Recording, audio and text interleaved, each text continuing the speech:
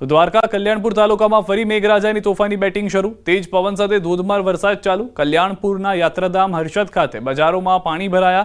હર્ષદ ખાતે મંદિરમાં આવતા ભક્તો માટેનો શેડ ધરાશાયી થઈ ગયો છે। હર્ષદ, ગાંધવી તેમજ આસપાસના વિસ્તારમાં ધોધમાર વરસાદ। દેવભૂમિ દ્વારકા જિલ્લાના કલ્યાણપુર તાલુકામાં ફરી મેઘરાજાની તોફાની બેટિંગ શરૂ થઈ છે। ન્યૂઝ 18 ગુજરાતીની ટીમ હાલ કલ્યાણપુર તાલુકાના હર્ષદ ગાંધવી ખાતે પહોંચી છે। હર્ષદ ગાંધવી ખાતે હાલ ધોધમાર વરસાદની શરૂઆત થઈ ચૂકી છે। આપ દ્રશ્યોમાં જોઈ શકો છો, દ્વારકા જિલ્લાના કલ્યાણપુર તાલુકામાં ફરી મેઘરાજાએ તોફાની બેટિંગ શરૂ કરી છે। થોડી જ વારમાં ચારો તરફ પાણી કરી ચૂક્યા છે। હાલ કલ્યાણપુર તાલુકાના હર્ષદ ગાંધવી ખાતે ધોધમાર વરસાદના કારણે રસ્તાઓ પર પણ પાણી ફરી વળ્યા છે। ત્યારે વાત કરીએ તો દેવભૂમિ દ્વારકા જિલ્લામાં ફરી મેઘરાજાએ તોફાની બેટિંગ શરૂ કરી છે। મુકુંદ મોકરિયા, ન્યૂઝ 18 ગુજરાતી, દેવભૂમિ દ્વારકા। દેવભૂમિ દ્વારકા જિલ્લાના કલ્યાણપુર તાલુકાના ગ્રામ્ય વિસ્તારમાં ફરી મેઘરાજાએ તોફાની બેટિંગ શરૂ કરી છે। હું આપને દ્રશ્યો બતાવવાની કોશિશ કરીશ। દ્વારકા જિલ્લાના કલ્યાણપુર તાલુકામાં આવેલ હર્ષદ ગાંધવી ખાતે હાલ ધોધમાર વરસાદના કારણે ગામની બજારોમાં પણ પાણી ફરી વળ્યા છે। આપ સીધા દ્રશ્યોમાં જોઈ શકો છો, દ્વારકા જિલ્લામાં આવેલ કલ્યાણપુર તાલુકા પાસે યાત્રાધામ હર્ષદ આવેલું છે। આ હર્ષદ ખાતે ધોધમાર વરસાદ હોય તેજ પવન સાથે વરસાદ વરસતા જે હર્ષદ માતાજીના મંદિરે આવતા યાત્રાળુઓ માટે બનાવેલો શેડ છે, આ શેડ પણ હાલ ધરાશાયી થઈ ચૂક્યો છે।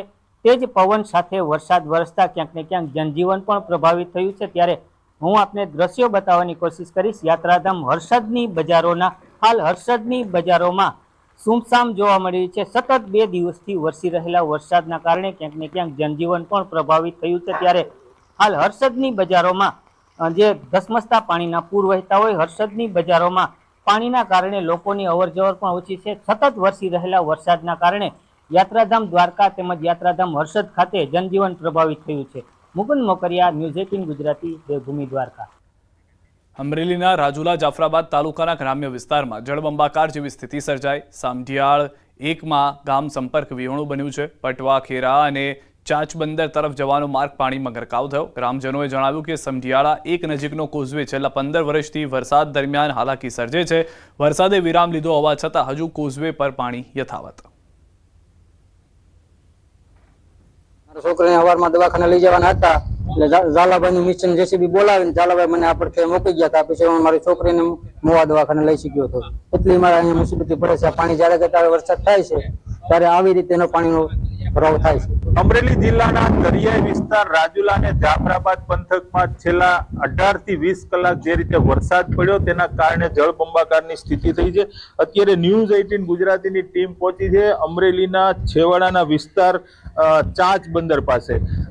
સમઢિયાળા ગામથી ચાચ બંદર, ખેરા અને પટવા જવાનો રસ્તો છે। સવારે લગભગ 8 વાગ્યાથી બંધ છે।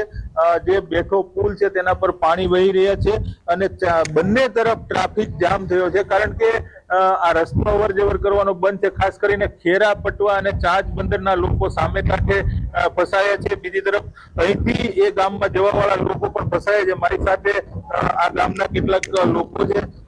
શું નામ તમારું? મારું નામ મકવાણા પ્રવીણભાઈ।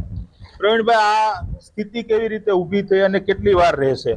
સર, વર્ષમાં 2 થી 3 વાર આવી સ્થિતિ થાય છે। એટલે આ બંધારો જયારે કરુભાઈ બંધારો બાંધ્યો છે એને કહેવા રોકો નીચો બંધારો રાખો, પણ રાખવો નથી। એના કારણે પાણી ભરાય છે, લોકો હેરાન થાય છે। મારે લગભગ આ સ્થિતિમાં મારે સેવા કરવા માટે કાયમ ઉપર જ રહેવું પડે છે।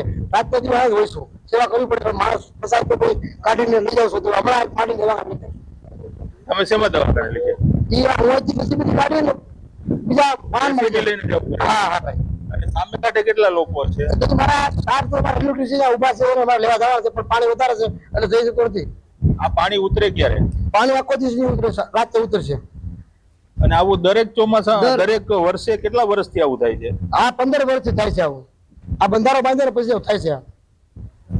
તો આ 15 વર્ષથી દર ચોમાસામાં આ પ્રકારની સ્થિતિ છે ને આપ દ્રશ્યો પણ જોઈ શકો છો। ચારે તરફ પાણી જ પાણી છે।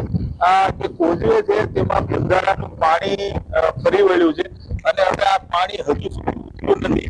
જો કે વરસાદ 3 કલાકની વિરામ આમ છતાં પણ પાણી, જેના કારણે 4 ગામના લોકો અત્યારે મુશ્કેલીમાં મુકાયા છે।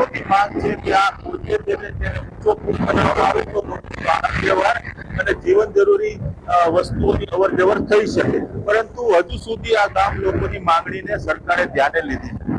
રાજેશ ગઢિયા, ગુજરાતી. અમરેલી રાજુલા પંથકમાં અનરાધાર વરસાદ. રાજુલાના પીપાવાવ ધામ, વિક્ટર સહિત ગામડામાં અનરાધાર વરસાદ પડતા જળબંબાકારની સ્થિતિ. પીપાવાવ ધામમાં પાણી ફરી વળ્યા છે. આજે વરસાદે વિરામ લેતા પાણી હાલમાં થોડા ઓસર્યા છે. દરિયાકાંઠાના મોટાભાગના ગામડામાં ભારે વરસાદથી ચારે તરફ પાણી જ પાણી જોવા મળી રહ્યું છે. તો દ્રશ્યો પણ આપ જોઈ રહ્યા છો કે અનેક વિસ્તારો સૌરાષ્ટ્રના એવા છે, અમરેલી, પોરબંદર, જુનાગઢ, દ્વારકા, કે જ્યાં આગળ મેઘ કહેર થઈ ગઈ છે. મેઘ મહેર હવે નથી રહી. કેટલાક વિસ્તારોની અંદર જળ કર્ફ્યુથી એ પ્રમાણેનો થઈ ગયો છે કે લોકો ઘરની બહાર નીકળતા પણ ડરી રહ્યા છે. મોટાભાગના વિસ્તારો હાલમાં પાણી સૌરાષ્ટ્રને જોવા મળી રહ્યા છે. હજી પણ આગામી 48 કલાક માટે આગાહી કરવામાં આવી છે.